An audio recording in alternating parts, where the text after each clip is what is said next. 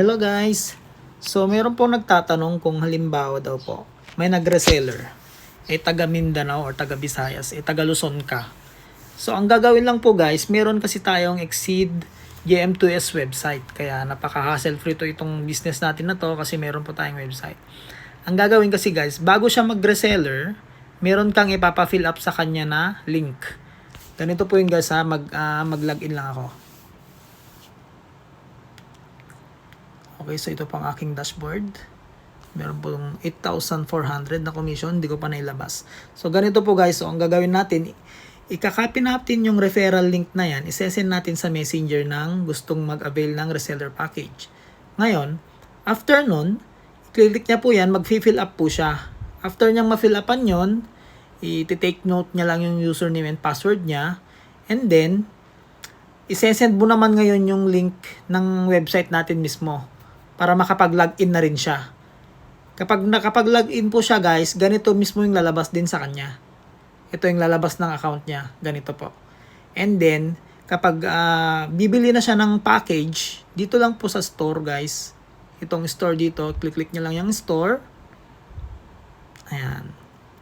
Ganyan po.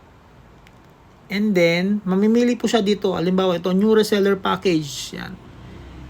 I-click niya po yan. Lagyan niya po ng 1. Ito guys, 999 niya na. 949 lang nakalagay dyan kasi isa po akong distributor. Okay, lagay niya po yung 1. And then sa baba, yan, mag-fill up lang po siya dito. Ito, automatic na siyang may nakalagay na dyan kasi doon sa pinil-upan niyang nauna. Kaya yan, nakalagay na mga yan. Tapos, ang importante dito, yung sa mga delivery mode, ilagay mo standard delivery. And then, dito sa payment naman, ilagay nyo po yung bank deposit or cash. And then, i-message po natin or i-PM mo po ako about sa payment kasi through GCash po sila nagre-receive ng payment yung ating Exceed account. Kasi kapag nag-direct po siyang umorder dito sa website, doon po tayo magbabayad sa account ng ating company. Meron pong isesend na GCash payment. Or i-PM mo po ako, nasa akin po yung kanilang GCash, isesend ko na lang sa iyo. Ganyan po guys. And then after nun, i-check out niya lang po. Ganun lang po.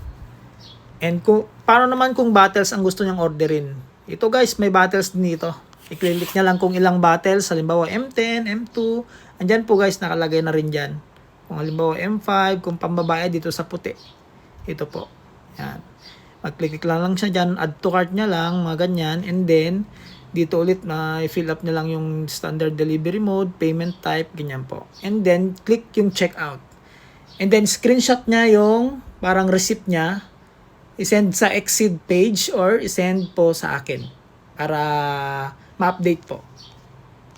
Okay, thank you.